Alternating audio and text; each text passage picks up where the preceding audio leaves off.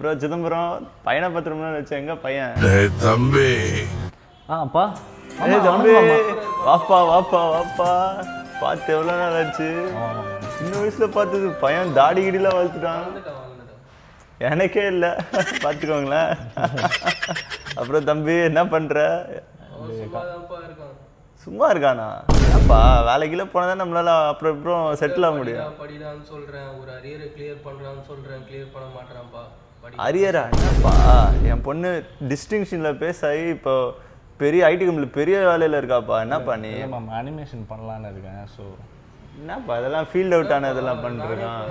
ஏதோ பொம்மை வேலை சொல்லணும். தம்பி அதெல்லாம் வேணாப்பா, நான் வேணா உன்னை வேலை ஏதாவது சரி ரெக்கமெண்ட் பண்ணுறேன்.